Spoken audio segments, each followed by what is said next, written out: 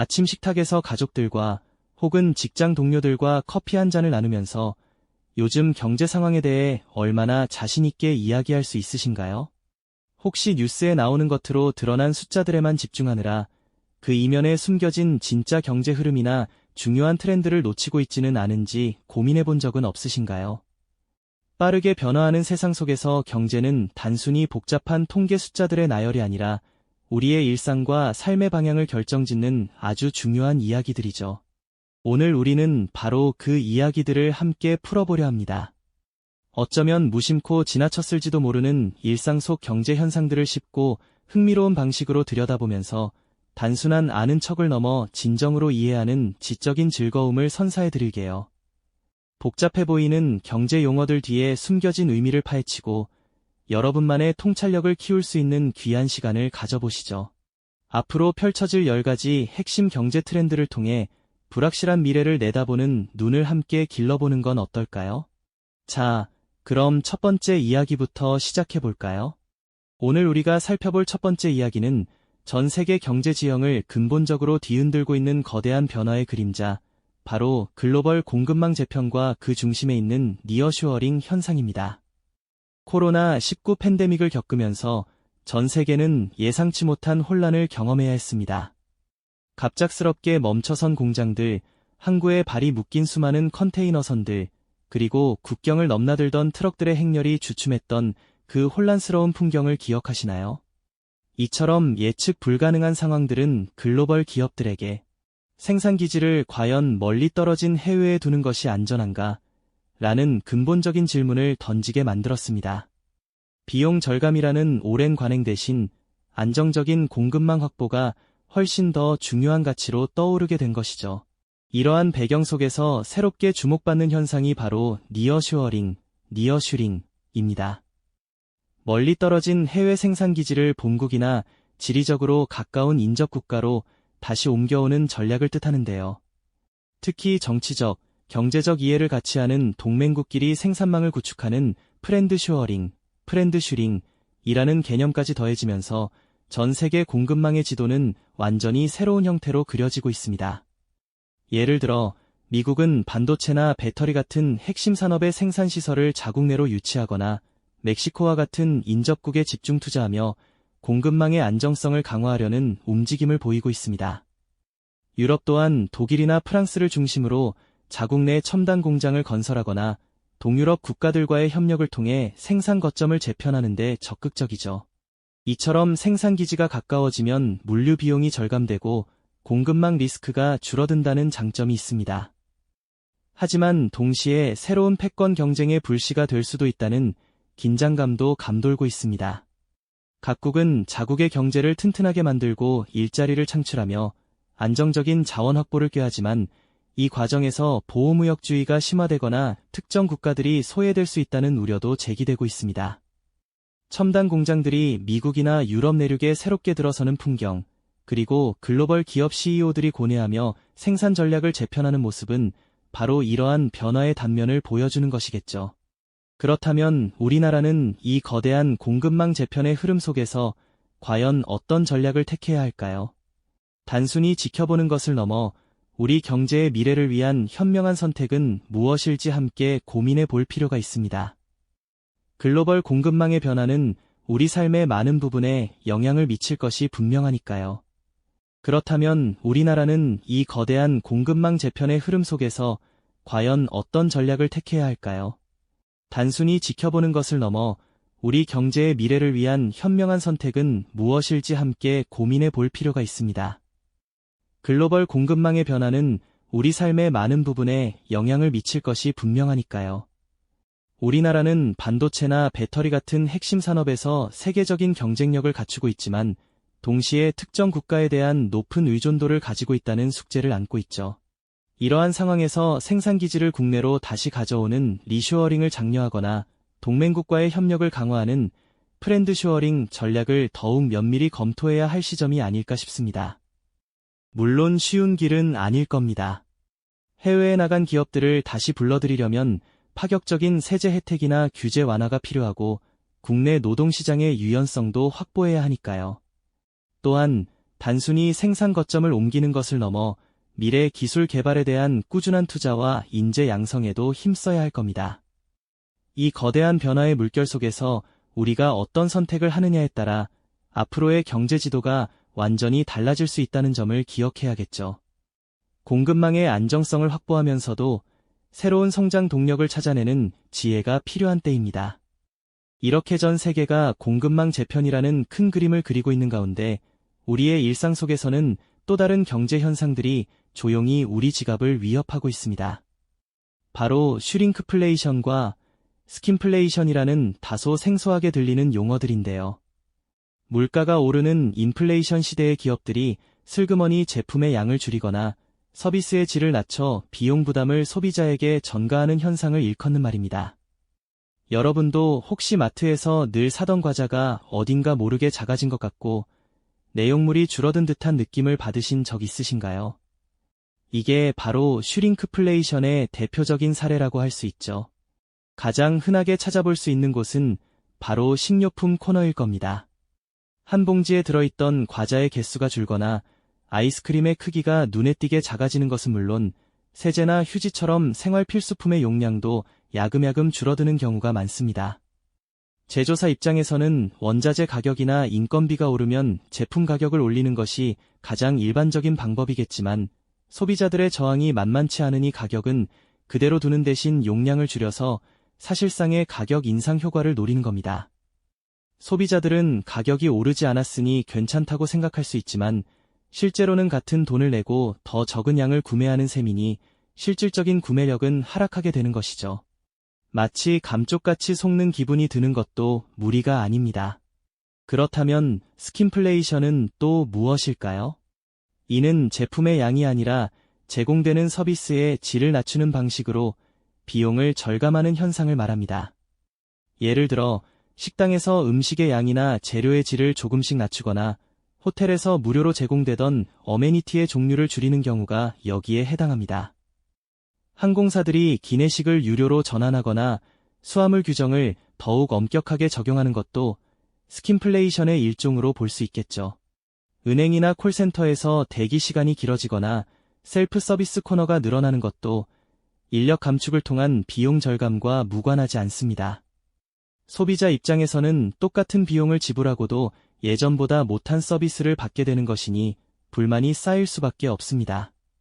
기업들은 치솟는 생산 비용을 감당하기 위해 고육지책으로 이런 방법을 택한다고 주장하지만 소비자들은 자신도 모르게 지갑이 얇아지고 서비스 경험이 나빠지는 상황에 불만을 토로하고 있습니다. 특히 이러한 현상들이 눈에 띄지 않게 은밀하게 진행되기 때문에 소비자들이 이를 알아차리기 어렵다는 점이 더욱 큰 문제로 지적되고 있죠. 물가 상승의 압박 속에서 기업들이 생존을 위해 선택하는 전략이라고는 하지만 장기적으로는 소비자와 기업 간의 신뢰를 무너뜨릴 수도 있는 위험한 줄타기라고 할 수 있을 겁니다. 우리는 이제 물건을 살 때 단순히 가격표만 볼 것이 아니라 용량이나 품질이 변화까지 꼼꼼히 따져보는 현명한 소비자가 되어야 할 때인 거죠. 앞서 살펴본 슈링크플레이션과 스킨플레이션처럼 우리 눈에 잘 띄지 않는 곳에서도 거대한 경제의 흐름은 끊임없이 변화하고 있습니다. 특히 최근 몇 년간 전 세계를 강타했던 팬데믹은 우리가 미처 예상치 못했던 새로운 경제 질서를 만들어냈죠. 그중 하나가 바로 글로벌 공급망 재편의 핵심, 니어쇼어링의 부상입니다. 과거 기업들은 생산 단가를 낮추기 위해 인건비가 저렴한 해외 국가로 공장을 옮기는 오프쇼어링 전략을 선호해왔습니다. 하지만 코로나19 팬데믹을 겪으면서 상황은 완전히 달라졌죠. 전 세계 항구에는 컨테이너선이 멈춰서고 필수 부품 공급이 중단되어 완성품 생산 라인이 멈추는 초유의 사태가 벌어졌습니다. 여기에 미중 무역 갈등과 같은 지정학적 긴장까지 더해지면서 기업들은 효율성보다 안정성과 보안을 더 중요하게 여기기 시작했습니다. 바로 이런 배경 속에서 니어쇼어링, 그리고 프렌드쇼어링 같은 새로운 개념들이 급부상하게 된 겁니다. 니어쇼어링은 생산기지를 본국과 지리적으로 가까운 인접국으로 옮기는 현상을 말하죠. 예를 들어 미국 기업이 멕시코로, 유럽 기업이 동유럽 국가로 생산 거점을 옮기는 식인데요. 단순히 가까운 곳을 넘어 정치적, 경제적으로 긴밀한 관계를 맺는 우방국끼리 생산망을 재편하는 것을 프렌드쇼어링이라고 부르기도 합니다. 실제로 미국은 반도체, 배터리 같은 핵심 산업의 생산 시설을 자국 내로 유치하기 위해 막대한 보조금을 지급하고 있습니다. 텍사스나 애리조나 같은 주에는 최첨단 공장들이 속속 들어서고 있죠. 유럽 역시 중국에 대한 과도한 의존도를 줄이고 역내 생산을 강화하려는 움직임을 보이고 있는데요. 이러한 변화는 단순히 공장 몇 개가 옮겨가는 수준을 넘어섭니다. 전 세계 무역의 흐름을 근본적으로 바꾸고 새로운 산업 허브를 탄생시키며 노동시장과 각국 경제에 지대한 영향을 미치고 있다는 점에서 더욱 주목해야 할 현상입니다. 글로벌 경제의 불확실성이 커지고 새로운 패권 경쟁이 심화되는 이 시점에서 니어쇼어링은 단순히 비용 절감 차원을 넘어선 국가, 안보와 경제 주권의 문제로까지 확대되고 있습니다. 기업들은 지금 깊은 고뇌에 빠져 있을 겁니다. 과연 안정적인 공급망을 구축하는 것이 장기적인 성장을 위한 최선의 선택일지, 아니면 여전히 값싼 노동력을 찾아 떠나는 것이 더 현명한 길일지 말이죠. 이러한 거대한 변화의 흐름은 우리가 앞으로 마주할 미래 산업 지형이 어떤 모습으로 재편될지 예측하고 이에 대비할 수 있는 중요한 통찰을 제공하고 있는 것이죠. 그렇다면 우리나라는 이 거대한 글로벌 공급망 재편의 물결 속에서 과연 어떤 전략을 택해야 할까요? 수출에 크게 의존하는 한국 경제는 이러한 변화에 어떻게 대응해야 할지 여러분은 어떤 해답을 가지고 계신가요? 그렇다면 우리나라는 이 거대한 글로벌 공급망 재편의 물결 속에서 과연 어떤 전략을 택해야 할까요? 수출에 크게 의존하는 한국 경제는 이러한 변화에 어떻게 대응해야 할지 여러분은 어떤 해답을 가지고 계신가요? 이처럼 거시적인 흐름 속에서 우리의 일상 속에서는 또 어떤 경제 현상들이 벌어지고 있을까요? 요즘 장바구니를 채우다 보면 이상하게 느껴지는 순간들이 있으실 겁니다. 분명 예전과 같은 가격인데 내용물의 양이 줄어들거나 서비스의 질이 예전만 못하다는 느낌을 받으실 때가 있으실 텐데요. 이러한 현상을 슈링크플레이션과 스킨플레이션이라고 부르죠. 물가가 오르는 시기에 기업들이 가격을 직접 올리는 대신 제품의 용량을 슬그머니 줄이거나 슈링크플레이션, 제공하는 서비스의 품질을 낮추는 스킨플레이션 방식으로 비용 부담을 소비자에게 전가하는 겁니다. 예를 들어 자주 사 먹던 과자의 봉지는 그대로인데 내용물은 눈에 띄게 줄어들고 음식점에서는 가격은 올리지 않았지만 반찬 가짓수가 줄거나 재료의 질이 낮아지는 경우를 떠올려 볼 수 있겠죠. 이는 소비자들이 인지하기 어려운 방식으로 실질적인 가격 인상을 겪게 되는 것이어서 우리 모두가 좀 더 현명한 소비를 위해 주의 깊게 살펴봐야 할 대목이 아닐까 싶습니다. 일상의 변화만큼이나 거대한 흐름은 바로 지구의 미래를 위한 움직임입니다. 기후변화는 이제 단순한 환경 문제가 아니라 새로운 경제 질서를 만들어내는 핵심 동력이 되고 있죠. 탄소 중립 목표 달성을 위해 전 세계가 움직이면서 재생에너지, 탄소 포집 기술, 그리고 친환경 소재 같은 그린 산업은 거대한 투자 기회를 창출하고 있습니다. 곳곳에 거대한 풍력 발전기가 세워지고 태양광 패널이 도심의 지붕을 덮는 풍경은 이제 더 이상 낯설지 않죠. 하지만 동시에 강화되는 환경 규제와 친환경 전환을 위한 막대한 비용 부담은 기업들에게 새로운 도전 과제로 다가오고 있습니다. 기후변화가 당신의 삶과 소비에 어떤 영향을 미치고 있다고 생각하십니까? 이 질문에 대한 답은 우리 모두의 미래와 직접적으로 연결되어 있을 겁니다. 미래를 준비하는 일은 비단 환경 문제에만 국한되지 않습니다. 우리 각자의 노후, 그리고 사회 전체의 지속 가능성과 직결된 중요한 이슈도 있죠. 바로 고령화 사회의 연금 개혁 문제입니다. 급격하게 늘어나는 고령 인구에 비해 출산율은 낮아지면서 언젠가 연금 재정이 고갈될 수 있다는 우려가 커지고 있습니다. 은퇴 후 여유로운 삶을 꿈꾸는 노년층과 미래의 자신들이 내일 연금 보험료만 늘어날까 불안해하는 청년층 사이의 갈등도 깊어지고 있고요. 스웨덴이나 독일처럼 이미 연금 개혁을 단행한 해외 사례들을 참고하며 우리 사회에 맞는 합리적인 방안을 찾아야 할 시점인데요. 당신은 연금 개혁에 대해 어떤 입장을 가지고 있으며 어떤 방향이 가장 합리적이라고 생각하십니까? 사회적 합의를 위한 진지한 논의가 필요한 때입니다. 아득한 우주 너머에서 다시 발미대 현실로 돌아와 볼까요? 우리의 삶과 가장 밀접한 자산, 바로 부동산 시장도 예외 없이 변화하고 있습니다.